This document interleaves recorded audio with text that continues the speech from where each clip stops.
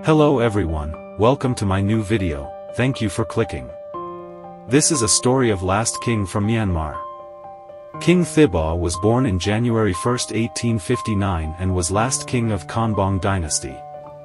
The son of King Min Don and one of his consorts, Langshmabaya. Thibaw's mother had been banished from the palace court by Min Don and spent her final years as a Thila Shin. On November 29, 1885, during the early years of his life, Thibaw studied Buddhist texts at a kyong to win his father's favor.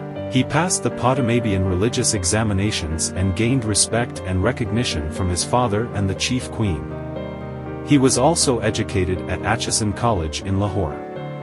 In 1878, Thibaw succeeded his father in a bloody succession massacre.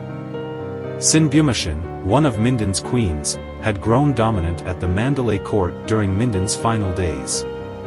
Under the guise that Mindon wanted to bid his children, other princes and princesses, farewell, Sinbumishin had all royals of close age, who could potentially be heir to the throne, mercilessly slaughtered by edict, to ensure that Thibaw and her daughter Supayachi would assume the throne. During the royal Agamahisi coronation, Supayalat pushed in next to her sister to be anointed queen at the same time, breaking an ancient royal custom.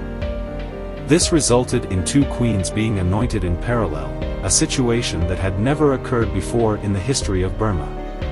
During King Thibaw's reign, a new administrative unit, the district state, based on the administrative units of British India, was created, in order to centralize administration from the court.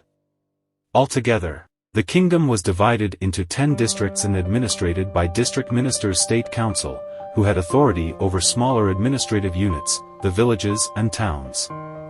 Thibaw also rolled back the conversion of local administrators from mayor, which had been part of administrative reforms carried out by Mindon, based on the prevailing administrative system in Lower Burma at the time of his accession.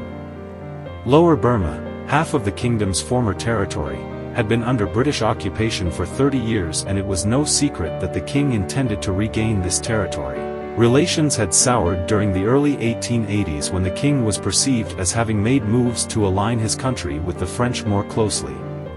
Relations deteriorated further in an incident later called the Great Shoe Question, where visiting British dignitaries refused to remove their shoes before entering the royal palace and were subsequently banished. His reign ended when the armed forces of the Burmese Empire were defeated by the forces of the British Empire in the Third Anglo-Burmese War, on November 29, 1885, prior to its official annexation on January 1, 1886. After abdicating the throne, Thibaw, his wife Supayalat and two infant daughters were coerced by British authority to move to Ratnagiri, British India, a port city off the Arabian Sea. During their first 24 years in India, Thibaw's family lived at Outram Hall, in Durangan, inland from Ratnagiri, but in 1906 the government agreed to spend over 125,000 rupees or £9,000 to construct a new official residence for them. The family then moved into a grand two-story brick building, colloquially, Thibaw's Palace, built of laterite and lava rock. King Thibaw died at age 57 on December 15, 1916 and was buried in a small walled plot adjacent to a Christian cemetery, along with one of his consorts, Taiksu Phayagale. If you like this story, please press the like button and subscribe to my channel if you haven't done it. Thank you for watching.